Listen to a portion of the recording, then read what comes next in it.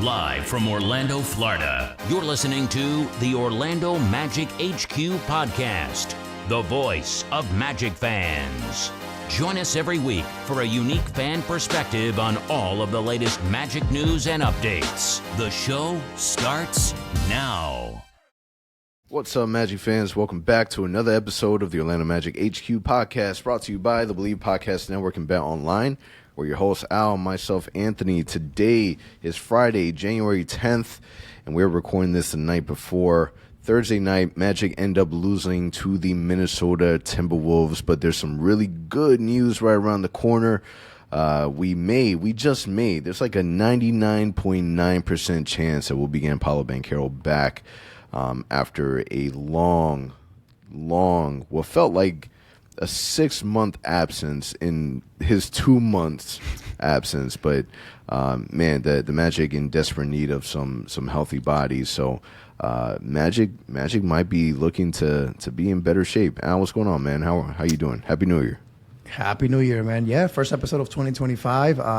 Rough loss tonight against the Timberwolves, but we'll brush past it. I'm just looking forward to tomorrow, man. Getting Paolo back is going to be exciting. I'm pretty sure he'll be limited a little bit. He's just getting back from injury, but just getting him out there is going to be fun, man. This team has done so well without him that just the fact that he's coming back, helping us out, man, it's going to be a ton of fun. So, yeah, man, I'm just looking forward to that right now. That's where my entire kind of focus is on as we record this episode.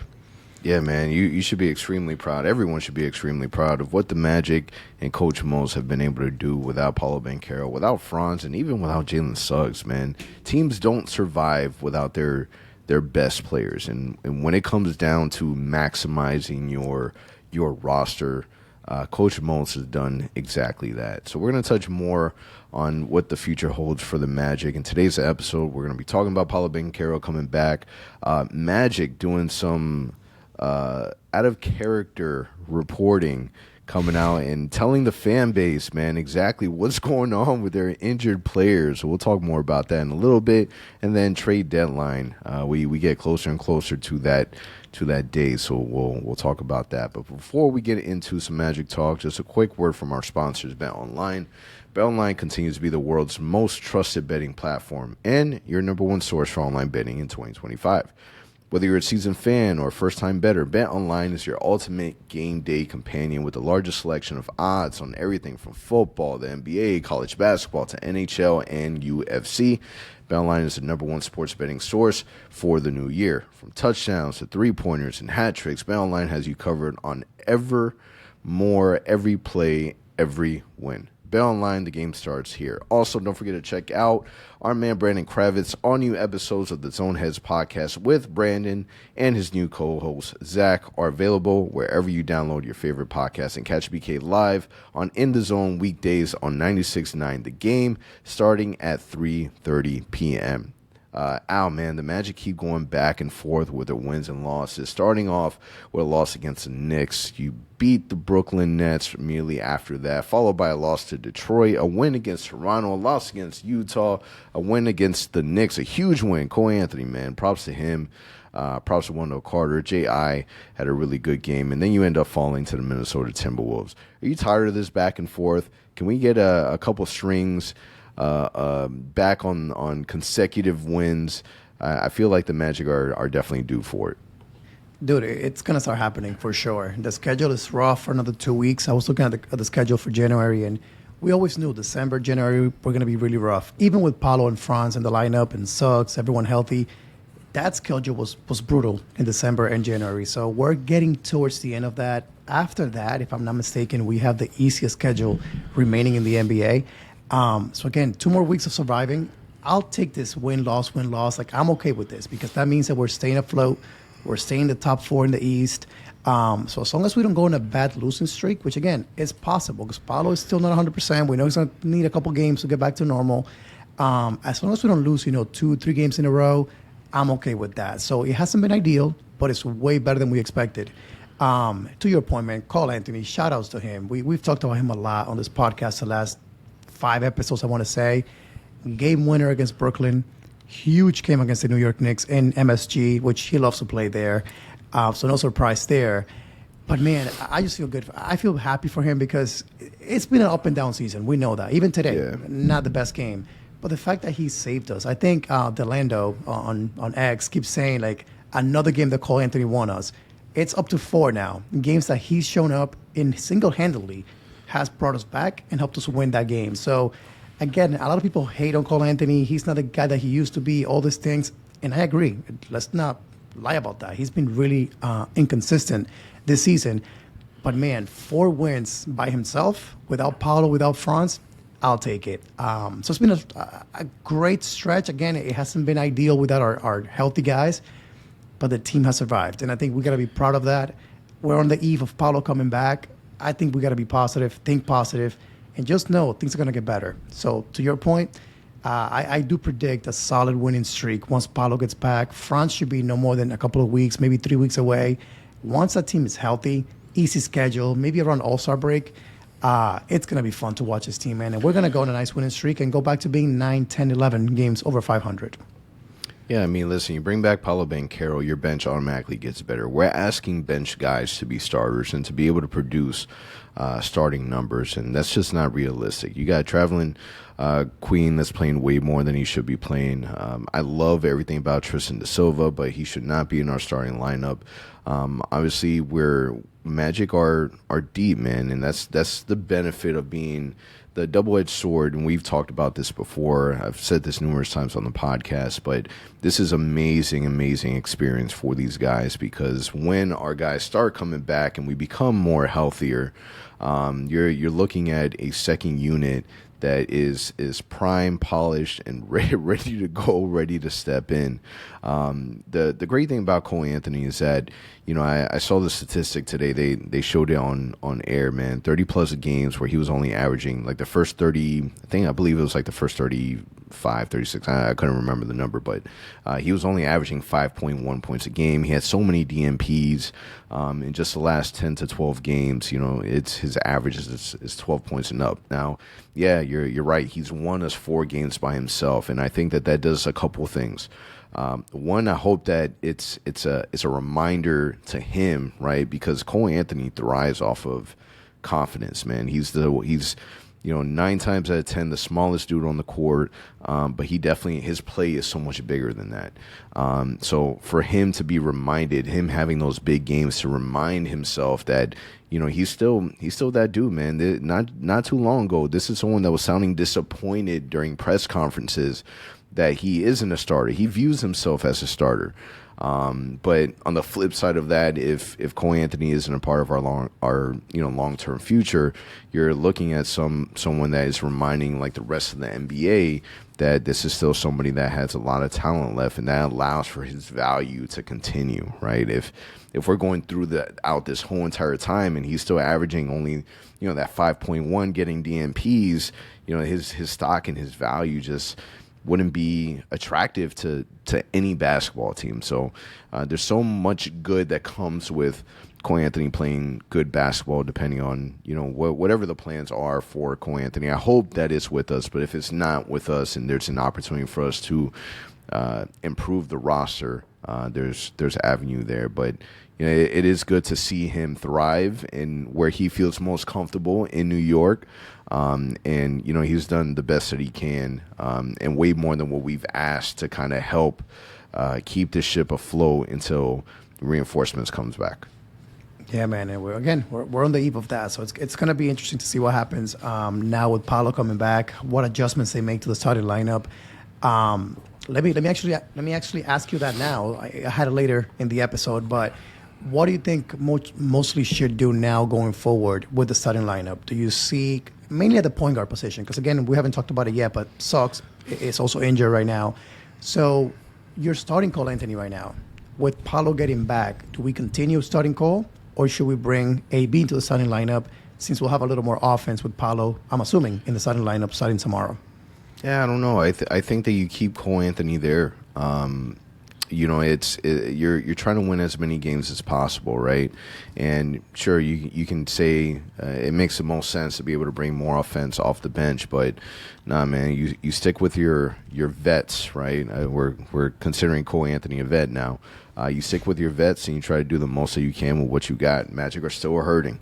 And Cole Anthony, again, he's been able to show spurts that he can contribute. And let's be honest, man, the minute that you bring Paolo Banchero in, it opens up the floor for everybody. Everybody's going to eat, man. One person that I'm super excited for is KCP. I feel like KCP has not been able to fully take advantage of the attention that Paolo Banchero brings. Just because KCP, he started off really, really rocky for a long period of time for us, but he's definitely turned the corner a little bit for us. So, man, Paolo Banchero coming back is going to help so much. It's going to ease off the pressure of the offense. He's going to attract the attention of the defense, and it's going to open up everything for everyone. So, nah, man, you keep Cole Anthony in the starting lineup, and kind of see how that goes. And if it's not going your way, and we start seeing that decline again and the inconsistency from Cole Anthony, then you can make your adjustments. But you're expecting Paolo Banchero to come back without minute restrictions and play a lot of minutes, and he's somebody that can help with the ball handling too. So Coach Mose has some options. Yeah, I've actually liked what he's brought to the starting lineup, especially offensively, right? He's that guy that can get to the basket, can make something happen out of nothing. And we don't have another guy truly that can do that. IB's a great playmaker, but not as aggressive offensively. Yeah, he still plays way too timid. Yeah, so I think for that reason, I like the fact that you have Cole Anthony in the starting lineup. He has the ball in his hands, which, as we've talked about in this podcast many times before, that's where he thrives, with the ball in his hands. So it's going to be fun to watch how Mosley adjusts. Again, he's earned the trust of all of us as Magic fans that he'll make the right decision. So whatever he decides, I'll support. Let me ask you again, in this stretch of games that we talked about, loss, win, loss, win, loss, win, who else besides Cole Anthony has stepped up for you and impressed you the most in this stretch? And actually, let's expand that even more. While Paolo has been out, who has stepped up to you and impressed you that you were not expecting? Wendell Carter Jr., he's played a little bit better. He's somebody that you relied on so much, or you expect to rely on so much this year, and somebody that, you would expect for his motivation, to his confidence level to hurt with how good Goga Bitadze has been playing. So for him to kind of be a professional, which you expect, but come on, man, if you ever played any organized level basketball, man, nobody likes a demotion. Not even basketball, man, just work in general, nobody likes a demotion. When you're giving a specific responsibility and you're trying everything you can at your best ability, and it just doesn't happen, and you get put on the bench and you get someone else to go over a presentation or a report or whatever the case may be, that responsibility is taken away, and you're trying to get promoted. Like anyone would hurt their confidence because of that. And he's been a professional, and he's still getting his minutes, he's still eating, and I've been happy seeing more from him than what we have been seeing prior to the injury. Yeah, for me, I'm trying to pick another player individually, but I truly can't. I'm going to go with the third string. Who are those guys? Caleb Houston, Jay Howard, Goga was the third string player for us not too long ago. Tristan Da Silva.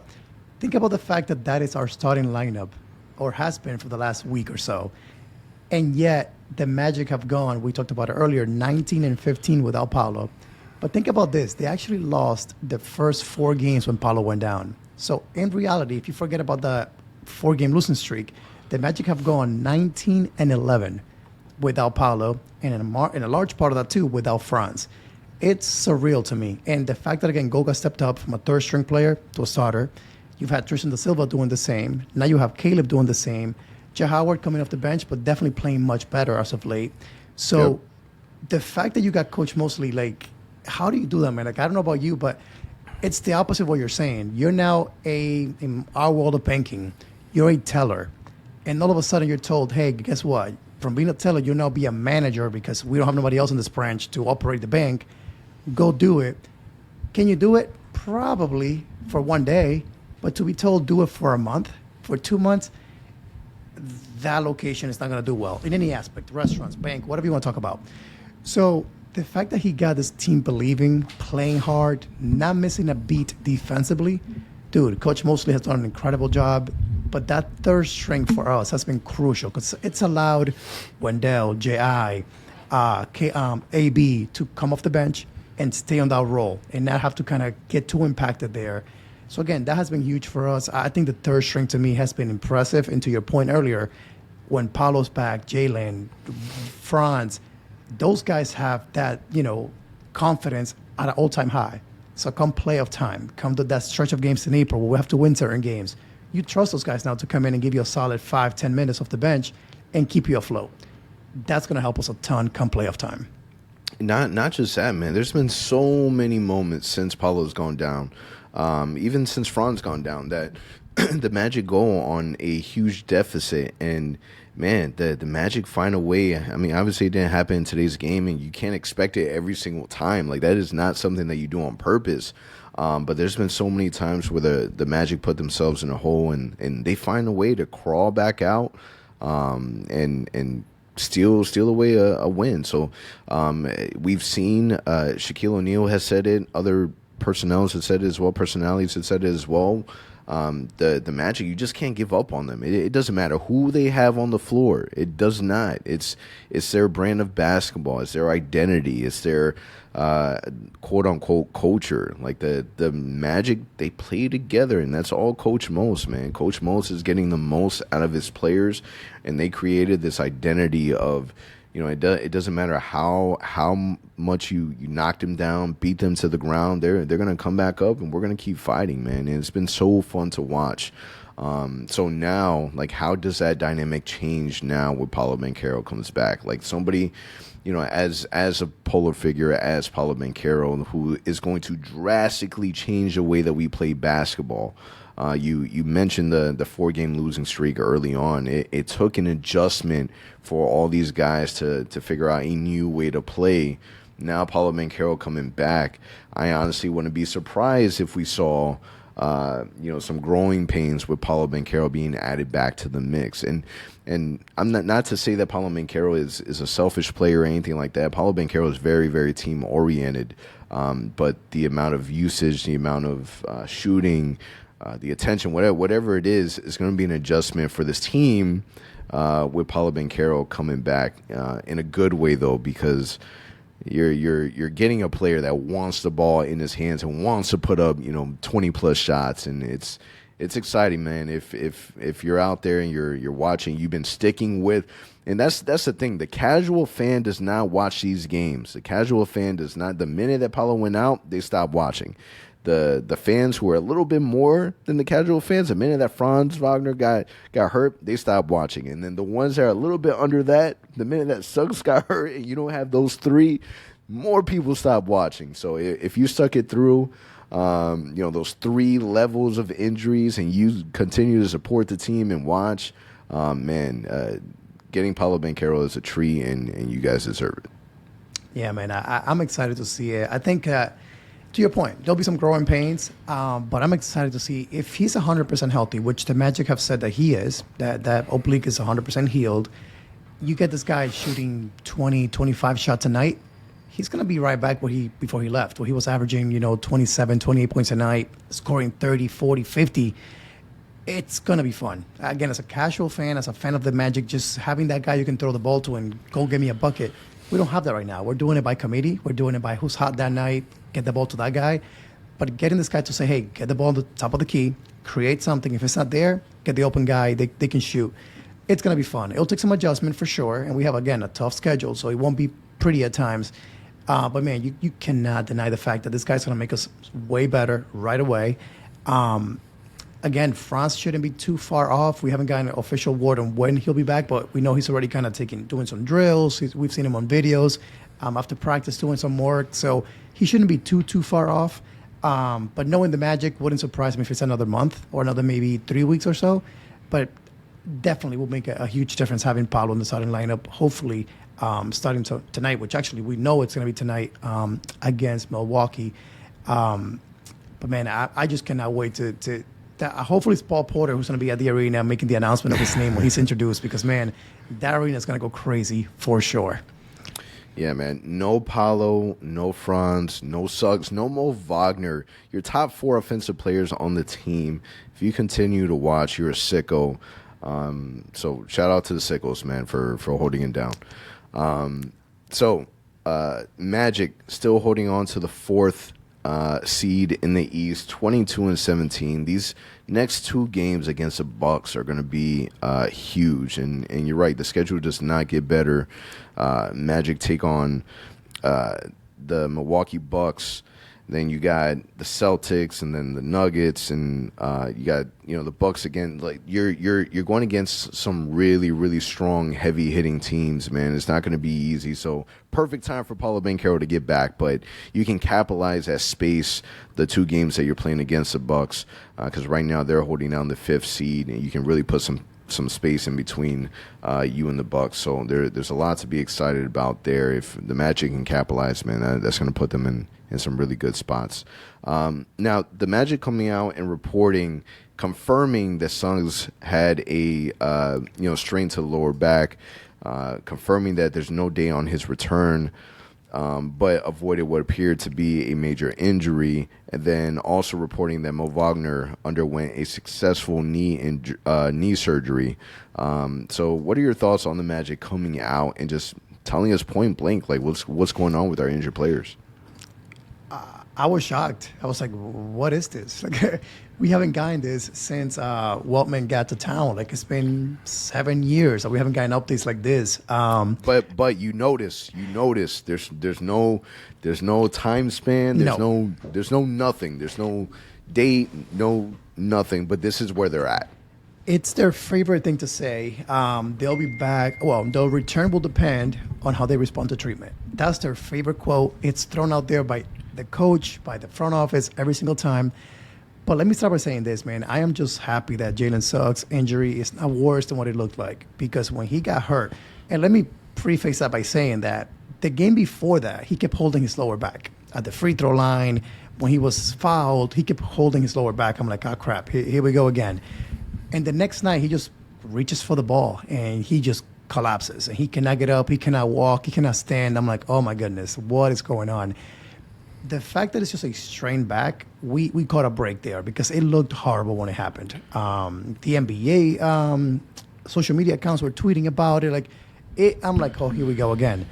Thankfully, it is not that. We haven't gotten any updates as to timeline-wise, but if you Google online, AI, apps, whatever, they say about a month at worst. What it should take from a strained back to be fully healed. What I will say is weird is that he hasn't been with the team at all. Like, we haven't seen him at the bench. He didn't travel with the team for their most recent road game to New York. That's weird because Paolo, Franz, they tore an oblique, and next thing you know, they're at the bench supporting the guys. So that to me has been a little bit weird that it doesn't appear to be a major injury. However, we haven't seen Suggs since the injury. So I don't know what that means. What are your thoughts on that? My thoughts are we at least know the reasons why he had back spasms. And those back spasms are due to carrying this team on his back while Franz and Paolo Banchero have been out, man. Poor guy. But legitimately, man, this is a player that only knows how to play one speed, even when he's hurt. There's been so many times that we saw this dude hobbling around. Yeah, he's going full speed, and this dude, no matter how hard he tries, he doesn't know how to land on both feet. This dude is always falling on the ground. He is the most injury-prone, non-injury player, knock on wood, in the history of the NBA, man. This dude is Iron Man. The fact that this dude got carried out in a wheelchair in pain and agony, like we're covering his face out of like how much he was showing that he was in pain. The Magic, bite another bullet with him, man. When it came to the postseason last year against the Cavs, it was a moment where it looked like he went down really hard, and we didn't think that he was gonna be. That's it. We're not gonna see him again until midway through the next season. What did he tear? Yep. And he was back the next day, man. It's how Suggs is programmed, and it's. I need. This is a player that is so important to this team. Like, you can't maximize this team's potential without Jalen Suggs. This dude is. It's a shame that he hasn't received any most improved player nods. It's a shame that he doesn't get as much recognition as he should get, because the way that we talk about Jalen Suggs now is not the way that we talked about Jalen Suggs, a year and a half, 2 years ago. Yeah, I mean, my comparison for him has always been Marcus Smart in his days with the Celtics. And it reminds me, even injuries-wise, of that, because Marcus Smart was a guy that played really well when he was healthy, but he was always, dealing with injuries because of the same reason, because he plays so hard. He only knows one speed. The good thing is Marcus Smart is known for his defense. Jalen Suggs' defense is elite level, and his offense is by far and wide better than Marcus Smart's. Yeah, because Smart became a good shooter later on in his career, but initially he was like, you couldn't use him offensively. The fact that Jalen Suggs is 3 years in, doing what he's doing, again, the potential is set to be even better offensively than Marcus Smart. But yeah, I will say, man, again, I'm just glad that we avoided a major injury there. Hopefully we'll see him back soon. What are your thoughts on when we see him back? The way that mostly's talking about him, like, apparently he's been at practice, not really doing contact just yet, but he's been at practice doing some things. Doesn't seem like they're concerned. But in your opinion, when do you think we'll see him back? Have we asked Dr. Google yet how long these back spasms are supposed to heal? So it says about a month. That's month. To be fully healed. Yeah. So if we take a look at, Orlando Magic trajectory, the patterns that they've shown, you take what Dr. Google says and then you add half to it. Right, so if he's out for a month, then you should kind of equate that to like a month and a half. Like, you should just add just a half of whatever it is. If they're expected to be out for, 2 months, you should add just another month on top of that. Magic, and here's the thing, man. It's annoying, and people can talk smack about it all we want. At the end of the day, the Magic, they do take care of their players. Their players' health comes first, and they've shown that over and over again. Exhibit A, Jonathan Isaac. Exhibit B, Markelle Fultz. Like, there's been so many examples of them showing that they're going to take their time to make sure that their players are 110, 120% right.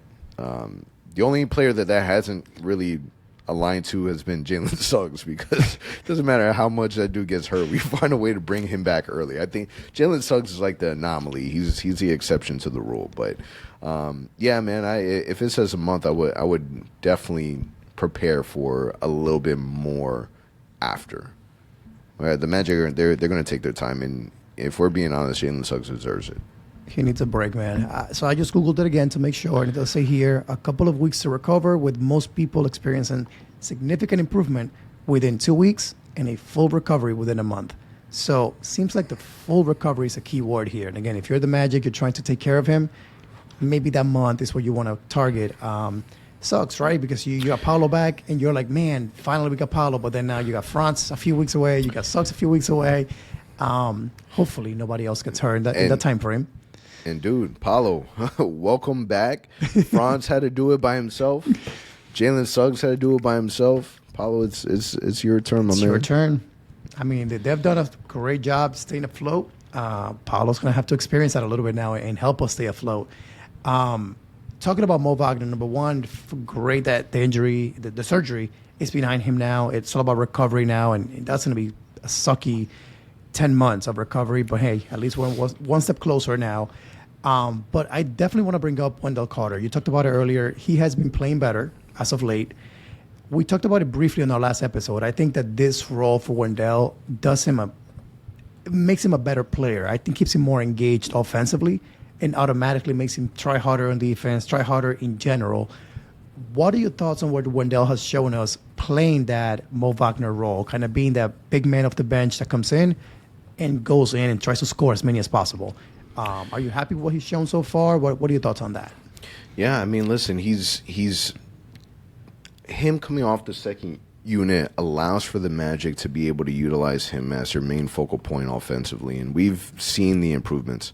Like, just kind of taking a look at the last 5 games, he's averaging 13.6 points, 6.2 rebounds, and about close to 2 assists. So we're getting more production from Wendell Carter. Again, this is somebody that, during these injuries, you want him to be able to come in and be more impactful and produce more and contribute to winning, right? And we haven't really seen that. And I feel like now putting him in the second unit allows for Coach Mose to kind of do more with him. We've seen him run plays for Wendell Carter. We've seen stretches where, he's being aggressive offensively, 3-4 straight plays. So we've seen areas where we're relying him to help us on the offensive end. So I've been happy with what we've seen from Wendell Carter so far. My hope is that, I want to see what Paolo Banchero and Gogo Batadze, in that lineup early on when he returns. Like, I hope there's no adjustment there. Keep running the way that you're running it. Just include Paolo Banchero in that starting lineup. Yeah, I think so too. And I mean, I'm a fan of that role for Wendell, because I think what's impacting him a lot is the fact that Paolo came out of nowhere. He became a superstar. Franz, again, became a near All-NBA, All-Star player. All of a sudden, he started getting less and less and less touches. And if you look at the stats for the last 3 years, there's a decline every season in the amount of shots that he's taken. One thing about Wendell that I've always thought is that he likes to be involved offensively. That allows him to stay motivated again, to try harder. He plays harder when he's scoring 10, 15, 20 points. All of a sudden, he was averaging 4, 5, 6. It's like, I think to your point earlier about Cole Anthony, mentally that does something to you. When you always have been involved offensively, now you're not. You're like, wait, I'm just running up and down and playing defense? Like, this is not fun. This role for him allows him to, again, remain engaged. And there are times when he's so engaged that you got to sit Goga all of a sudden and say, hey, he's having a better night than you are. It's okay. We can play that role. So I'm loving the fact that we're seeing the old Wendell, because, man, we missed that. And we need Wendell to be this guy, to average 12 to 16 a night, to grab 6 to 8 rebounds a night off the bench. That would be massive for us with unfortunately, Mo going down. You can't match Mo's energy. You can't match what he brings to the table off the court, that passion, that energy. But stats-wise, I think that Wendell can do a pretty decent job of coming off the bench and trying to give us what Mo was giving us. Yeah, and I've said it before, man. If your starting lineup, when it comes to bringing in, the 6th, 7th player off the court, off the bench, it's scary to see Wendell Carter and Jonathan Isaac come into the game. Like, those are the people that are replacing your starters. It's a good problem to have that really manifested well for the Magic, and Gogo Batadze really stepping up for us, and Wendell coming off the bench. Man, that allows your bench unit to be better, man. Again, last year we had one of the best second units in the NBA. Now when the Magic get healthy, this allows for our second unit to once again be as powerful as they were last year, and it's dangerous, man. This allows for our team, and this is the irony. The more people we get back, the healthier our team can stay, because you're not forced to run certain people more than they're used to. You're not forced to ask more of specific players. So yeah, man, I've been happy with what we got from Wendell. Gary Harris, he's another player that we recently got back. He was dealing with his hamstring injury, but once again, man, he's out dealing with the same injury. What are your thoughts on Gary Harris? Never understood the signing when it happened, right? Like, you got KCP. I really thought that was a Gary Harris replacement. We then bring him back, so you're like, okay, cool, more shooting, I guess. But to make shots, you got to be on the court. And this guy has shown to us, and to Denver, by the way, it goes back to the Denver days, he cannot stay healthy. And I feel bad as a human being. He's a great guy in the locker room, we've heard. Great shooter when he's healthy, great defender when he's healthy. But, man, at some point you got to learn. Like, in Denver, he couldn't stay healthy. You bring him on in the AG trade. You give it a shot. He couldn't stay healthy. And then you reward him with a new contract when you're trying to actually, take this team to the next level. in my opinion, there were better players out there in free agency for the same amount of money. Who did you want to sign? Joe Ingles again? I know you would have loved that. By the way, we saw him tonight at the game, bro. I miss Joe Ingles, man. He's a fun guy. But no, not Joe Ingles. Just anybody, man. Anyone else that can shoot the ball. There were guys, for instance, I think about the Detroit Pistons. You look at the roster, they just went and got shooters. Like, they got Tim Hardaway Jr., they got Malik Beasley. They got a bunch of dudes that you can just shoot the ball, right? That could have been us. You look at Malik Beasley, he's not getting paid crazy money. You could have paid him what you're paying Gary Harris or a little bit more. And, dude, now you have one of the best shooters in the NBA. That's who he is this season. Stays healthy. And it's a bit younger, too. But whatever, we can fix the past. What I will say is, man, whatever Gary Harris gives us, in my opinion, is just extra. It's how I see J.I., unfortunately. Like, if he's on the court and he gives us a decent night, love it. I'll cheer for him. But can you plan on him being that guy in the playoffs or that guy going forward to count on? Unfortunately, no. I think that using the Detroit Pistons as an example is probably like the worst example that you can give, because when you take a look at their roster, they got Kate Cunningham, Jaden Ivey, Jalen Duran, Tobias Harris, Malik Beasley, Sarah Thompson, Ron Holland, a rookie, Tim Hardaway Jr., Isaiah Stewart. Like, they got a stacked team. Like, I'm not saying that they're deserve to be top 5 in the East, but you would expect that team to really produce, man. You're looking at, as of right now, they're a 500 team, 9th seed in the East. So what I mean is you can't just add a bunch of shooters and just expect for it to work. There's something about Gary Harris that allows for them to work. But like when we signed KCP, we were on the same page in the thought of, all right, well, Gary Harris is gone. And when we signed him, we were both confused. Like, what are we doing? But at the same time, it does make sense. But I do see your point where it makes more sense when he's available and he's ready to play. But, man, the goal of the Magic right now is to get home court advantage so that it puts you in the best position in the postseason to make it out of the first round, right? We can debate that last year in the postseason, if we had home court advantage, we would have made it out of the first round. So getting that advantage is going to be huge. Gary Harris did well for us. He's what we need. He's a three-point shooter that can defend. He's not consistent with his three-point shooting. He's obviously not consistent with his health. But you don't need to rely on Gary Harris right now. When you need to rely on Gary Harris is that postseason. The idea is you replace Gary Harris with a better version of Gary Harris, and then you have Gary Harris replacing the better version of Gary Harris. Like that's what you're expecting. That's what you're expecting. I get the frustration, but we can't rely on Gary Harris. Yeah, no, I mean, we can't. I mean, you just asked me, and that made me mad because I went back and looked. Malik Beasley is getting paid $6 million this year. You got Gary Harris getting paid 2 years, $15 million. So nearly identical contracts. I think the second year is an option. So nearly identical contracts. The difference is Malik Beasley is, again, one of the best shooters in the NBA this season, one of the players with the most three-pointers made. We could use that right now. Again, it is what it is. We can't change the past. But, man, availability with Gary Harris has always been an issue. Back to the Denver days. I truly don't think it's going to change once he gets back. I think you'll see him play 10, 15 games, out for 10, 15 games. And then he'll play that whole thing back and forth throughout the whole season. But hopefully, when he comes back this time around, he'll be healthy. We need him. Again, we are a better team when he's healthy. Let's not deny that. I'm just hoping that Jay Howard says, hey, man, thank you for being out. I'm stepping in and I'm taking your job, because Jay Howard's shown us some good stuff lately. So if he can step in and take his role, we all wanted that, by the way, back in August, September, predicting the rotations. We all said, we hope Jay Howard takes his minutes. So hopefully this stretch of games that he's missing allows that to happen. Yeah, and who knows, man? Maybe your wishes still come true. NBA trade deadline is right around the corner. We're less than a month away, February 6th.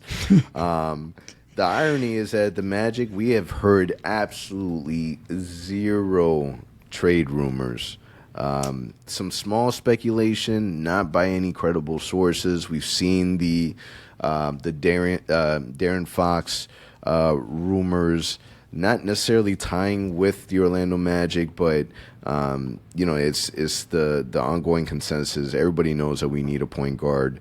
Darren Fox would be instantly the most talented point guard available in any trade. So what are your thoughts? Do you believe that the Orlando Magic will make a move at the NBA trade deadline? I recall from Media Day, Jeff Waltman saying that he wanted to let the season play out before he made any decisions, and depending how things played out, he was going to adjust. I think that this team deserves a little boost, whatever that may be, whether that is you go again, back to our previous talking point, you go and get a shooter. You go and get an offensive-minded guy that can create offense. Because, again, AB, great playmaker, but hasn't been able to do that as a backup point guard right now. The Cole Anthony discussion, is he your guy that you want to keep giving chances to, or are you ready to give a more established guard off the bench to come in and give you some buckets? So I think they've done enough to try to justify making a move to help this team maybe get to a second round. However, the realistic person in me says they don't do that. This team's going to play it off. They're going to simply say, we are still evaluating. We had too many injuries this year. We couldn't really see this team play. So guess what? We'll make decisions maybe in the offseason. So to answer your question, I don't think there'll be trades, but I do think they've done enough to justify making a move to give us a boost. Because, man, there are nights, even with Paolo and Franz, we'll see this team struggle to score. Because if they're doing a good job defending the two of them, the other guys around them, unfortunately, cannot be relied upon to give you a solid 15, 20 points a night. So they need some help offensively. Are they going to get it? I hope, but I don't think so. How about you? The Magic are doing absolutely nothing. The Magic are doing nothing at the trade deadline. Absolutely nothing. There's no reason to. You can sit here and point at the fact that, the Magic need to improve, you need to consolidate. You can come up with a million different reasons. It makes zero sense for the Magic to make any trades. And the reason being is because since Paolo Banchero has been out, since Franz Wagner have been out, the Magic are still the fourth team in the East. The Magic are finding ways to win, and you can't touch that. You can't mess that up. You don't know exactly where this team would be.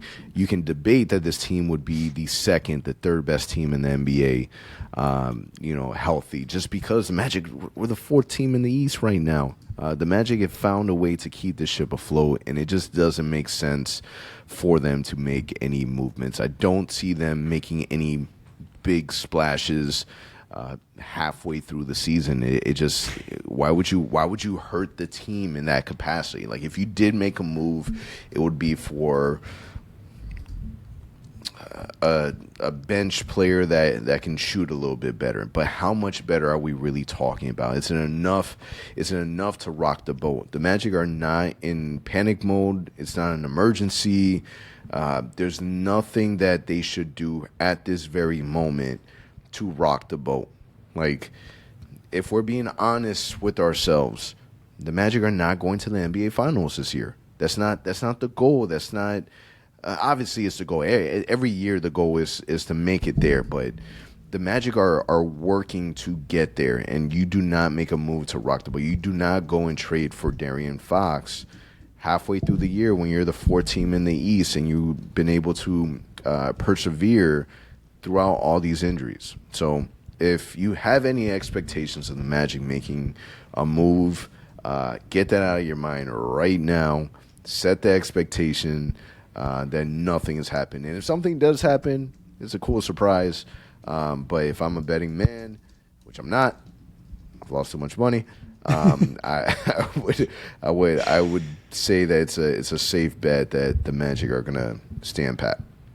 So I think it's funny because we usually align pretty well on our thought process. But I think what the Magic have shown is that, hey, even without Paolo and Franz, and somewhat Suggs as well, we can be competitive. Imagine if we could get some reinforcement. So I think you could look at it. You could look at it both ways, right? You could look at it from a perspective, hey, we have enough. We've done enough. We're the fourth seed at the moment. That could change by next week, by the way. We could be the sixth seed by next week. So all of a sudden, maybe things are changing. But I do think that this team needs a little bit of a lift. It doesn't have to be a major trade, by the way. I'm not saying that. For instance, what if you trade Gary Harris for Malik Beasley? Contracts match. We're happy. I'm kidding. Going back to just joking around to our previous conversation. But there are moves you can make that don't require you to rock the boat. Again, whether that is, I don't know. There are moves. You got picks. You got flexibility. You don't have to rock the boat like trading again a key player, a core guy. No, we're definitely not seeing that. But I think the bench definitely needs a lift. If you identify, hey, Cole, we love you to death, but the minutes won't be there, unfortunately, going forward, and he's not happy, hey, Brooklyn, New York, like I think he will love going back to Brooklyn. Like, you help him out. You know, the Magic will do well, but will do good by their players. So if Brooklyn's willing to take Cole Anthony for their rebuild, and there's a chance to get a Cam Johnson, again, probably won't happen, but just an example, you consider it, because Cam Johnson will give you that three-point shooter. He will give you that defender, and he will make you better literally overnight. So, again, do I expect it? No, but I do think they've justified this season. They have a really good team on the court, and they can go far in the playoffs. They really, really can. With a healthy Paolo in France, they can go far. But the offense, man, that may hold you back. Because remember, even with Paolo in France, there were nights that we looked like we looked last year against the Cavs, where we couldn't hit any threes, we couldn't get any offense going. So we'll see what happens. Yeah, I mean, listen, you can point out other teams that have done just that, right? Mid-year playoff push, and other teams, they're either successful with it, it hurts their team chemistry, whatever the case may be. But that's just not the way, like, history has shown that is just not the way that Jeff Wellman operates. It's just not. The only time that he's ever made a big move was when it was time to make the big move, when it was time to move Vooch, when it was time to move AG and Evan Fournier. And at that point, it was a buffet, man. We still that's probably one of our most memorable days working together at the HQ. It was just nonstop action, back to back to back. We were glued to our phones. We couldn't move too far away. We were in sync, right? But it's just not where we're at right now. So if a move does happen, cool. But I don't expect it. Like, I just don't. They haven't shown that they would be aggressive when it comes to making a move. And they've always talked about they're not going to make a move for the sake of making a move. Whatever decisions they make today won't be temporary. It's for, it's for the future. It's for things that would help this team long term.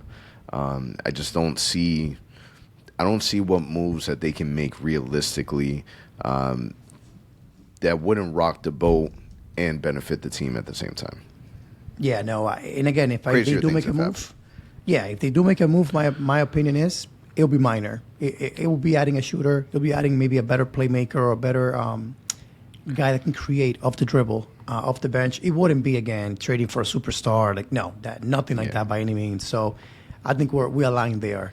Really quickly, All-Star voting. I know the second returns came out today. We still see Paolo in France in the top 10. So currently Paolo is fourth with 788,000 votes, which surprising considering the fact that he's only played 5 games.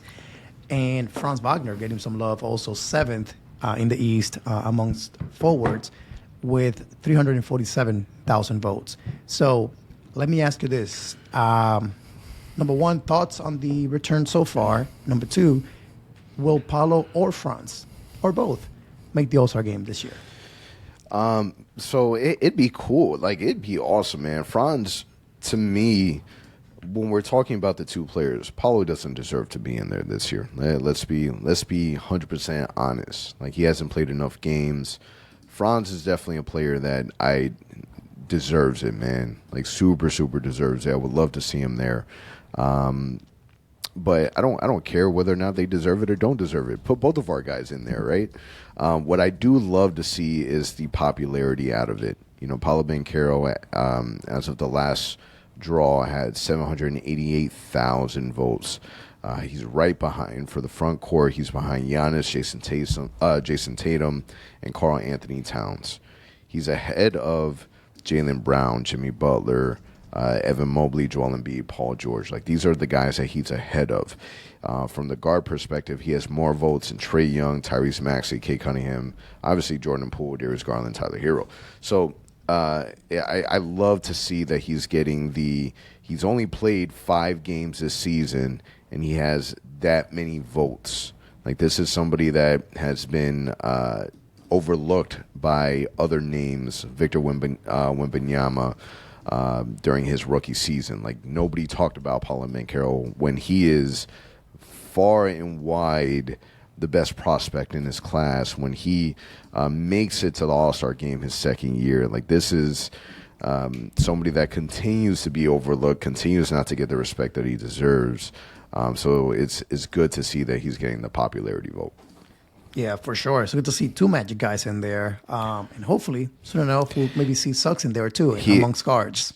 To add perspective, Paolo Banchero has more votes than Anthony Edwards. That's wild. He has more votes than Anthony Edwards, James Harden, John Morant, Devin Booker. Love to see it. Love to see it. Again, people think about Orlando being, again, this small market, but when the team plays well, man, the fans catch on to it, and they respect the players that we have. Again, think about Dwight, T-Mac back in the days. So it's great to see. Again, I love the fact that you're seeing Franz in there too. And again, like I was saying, hopefully Suggs eventually makes a leap and makes it there, at least in the top 10 of guards. So to see 3 Magic guys in that list would be incredible, but I'll take 2 for now. Yeah, Franz also more votes than John Morant. So Sheesh. it's people are starting to jump on the Franz Wagner train. You gotta love it. Yeah, man. And then I know we're almost at the end of the show. I do gotta ask you though. It is a new year, first episode of 2025. New Year resolution for the Magic. Just one thing that you're like, this is the one thing I want the Magic to do this year. What will that be?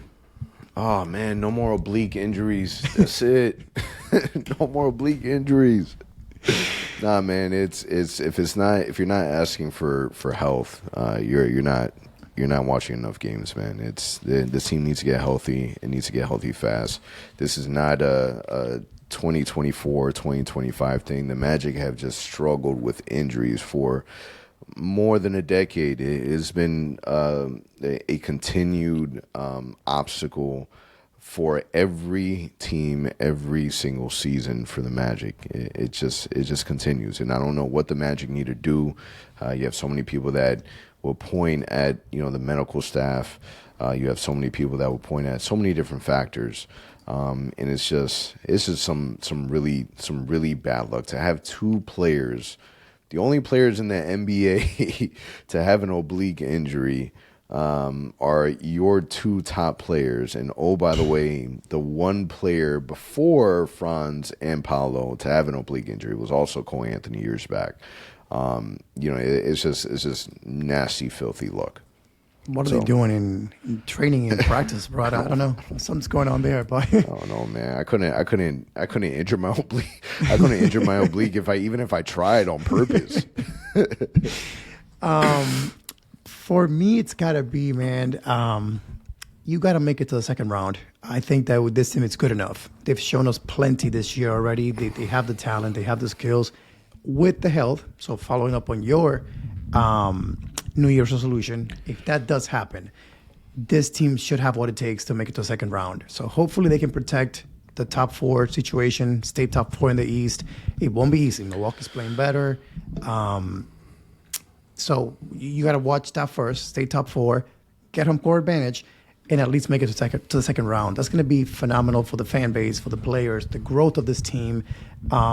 Much more larger audience watching you on national TV when you're not fully injured, like we've been the past few times we played on TNT. So that will be nice to showcase on national TV. But that's my New Year's resolution for this team is you're good enough. You've proven it. You got the talent. You got the stars now in Paolo and Franz. And Suggs, I'll throw him out there too. You got to take that leap, learn from last year, the pain of losing a Game 7, and now hopefully avoid that this year and make it to a second round. Love it. If go ahead and also, if you're on YouTube, go ahead and throw in your 2025 New Year's resolution for this team, man. I'd love to read those comments. So Magic got some tough games ahead of us, man. You get into a small little series against the Milwaukee Bucks, who are currently holding the 5th seed in the NBA, right behind the Magic. You got tonight against Milwaukee, Sunday against Philadelphia, and then Wednesday again against Milwaukee. Hopefully the Magic officially, hopefully they confirm that Paolo Banchero is back. Magic desperately needing some reinforcements. On that note, it is a wrap. Appreciate you guys for listening. Show's presented by Bet Online, and we'll catch you guys on the next one. For all the latest Magic news and updates, visit OrlandoMagicHQ.com and follow us on Instagram at OrlandoMagicHQ and on Twitter at OMagicHQ. Also, remember to subscribe to our YouTube channel and subscribe and leave a 5-star review on your favorite listening platform.